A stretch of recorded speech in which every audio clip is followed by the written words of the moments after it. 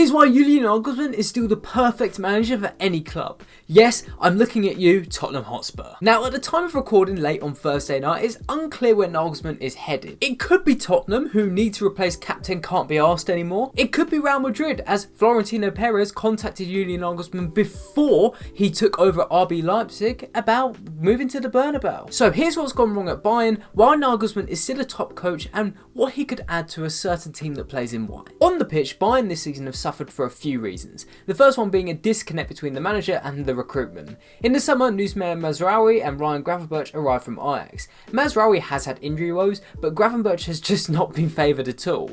Now, with Mazraoui's injuries, Luca Hernandez ruled out for the season as well, João Cancelo and Daley Blind arrived in January to bolster the team. Neither of them have played substantial minutes. The second reason for the downfall is the more understandable one: Bayern haven't replaced Robert Lewandowski. Yes, Eric Choupo-Moting has done a lovely job this season. He's actually top of the Bundesliga for goals per 90, but he hasn't got the killer instinct that Lewandowski had, and that does harm Bayern. Nagelsmann has tried using Sadio Mane up front, but after a run of 4 goals in 4 games earlier in the year, and with the only other option being prospect Mastel, well, it was Choupo or nothing.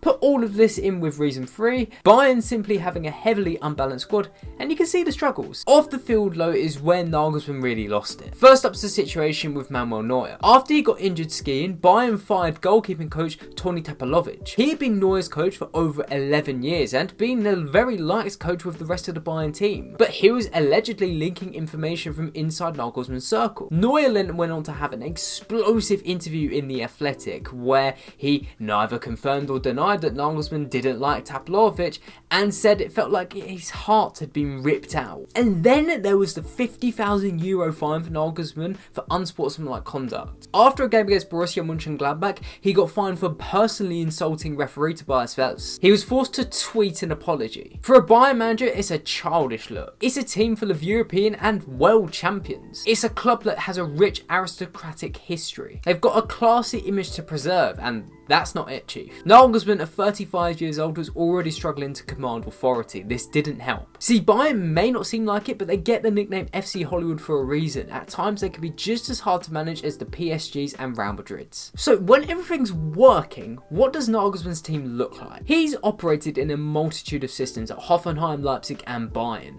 At Leipzig, in his second season after losing Timo Werner and being left with Alexander Sorloth and Yusuf Poulsen, Nagelsmann created a patient pass inside in a back 3. They had one of the best defences in all of Europe. Now, fast forward a couple of seasons and his Bayern team are in the quarterfinals of the Champions League with a very different, lopsided system that sees the team shift from a back 4 into a back 3, and like what he did with Werner, Angelino and more at Leipzig, he started getting the best out of individuals. Leroy Sané is a good example, as he moved more centrally in possession, which makes him less predictable on the ball, gives him more space to accelerate at defences and cut them apart. Essentially, Nagelsmann is one of the best and most innovative tacticians in the world.